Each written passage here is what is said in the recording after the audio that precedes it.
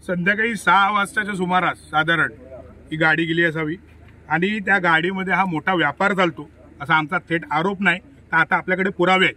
कारण रत्नागिरीसारख्या सुंदर शहरामध्ये अशा गोष्टी होणं ही सगळ्यात मोठी हार आहे, प्रशासनाची हार आहे आणि सगळ्यात मोठी खंत आहे. आपण पाहू शकता लहान वासराचं तोंड कापून इथं फेकलेलं आहे, म्हणजे पडलेलं आहे त्या गाडीमधून. हा व्यापार आहे खरं तर.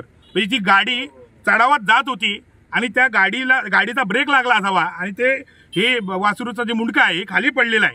म्हणजे हे सगळ्यात घृणास्पद आहे आणि ही सगळ्यात मोठी आपल्या रत्नागिरीकरांची हार आहे. या ठिकाणी आमचा श्रीनाथ आहे, त्याला पहिल्यांदा खबर लागली, त्याने आम्हाला सगळ्यांना सांगितलं. आल्यानंतर आमच्या डोळ्यातनं अश्रू अनावर झाले. आपल्या मायेची, आपल्या लहान मुलांची आपण अशीच कत्तल करू का? लाज वाटली पाहिजे, लाज अशा लोकांना. आणि हे पोलीस प्रशासन, आपलं प्रशासन हे जागं झालं पाहिजे.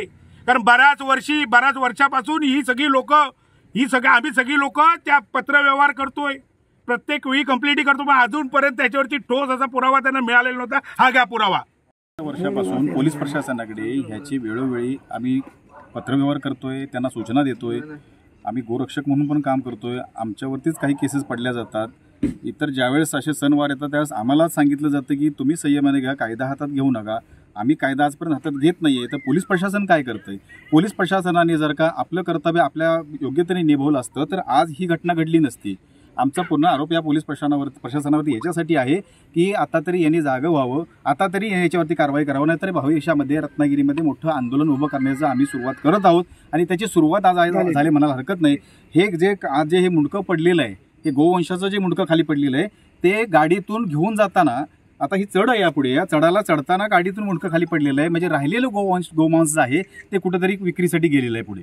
आणि अशा घटना गेल्या वर्षी सुद्धा आपल्या रत्नागिरीमध्ये घडल्या होत्या आणि त्याच्यानंतर सुद्धा आपल्या प्रशासनाने याच्यावरती काय प्रकारे कारवाई केली असेल ह्या आत्ताच्या घटनेतून दिसतंय आपल्याला की वारंवार आपली सगळ्या संघटना असतील, या आम्ही जे गोसेवक आहेत, गोरक्षक आहेत, वारंवार आम्ही सूचना देतोय, गाड्या पकडून देतोय, वेळोवेळी त्यांना ठिकाणं सांगतोय, तरी सुद्धा याच्यावरती कारवाई होताना दिसत नाहीये. ही कारवाई जर का नाही झाली तर ह्याचा उद्यानंतर तुमच्या भावनांचा जर का उद्रेक झाला तर प्रशासनाला भारी पडेल. हे आतापर्यंत जोपर्यंत आपल्या रत्नागिरीतला संयमी व्यक्ती आहे, संयमी लोक आहेत, ह्याचा ते गैरफायदा घेऊ नये आणि ताबडतोब या गोष्टीचा तपास लावा. या गोवंशाची हत्या झालेली आहे, ते राहिलेलं गोमांस जोपर्यंत भेटत नाही तोपर्यंत आम्ही इथून हलत नाहीये.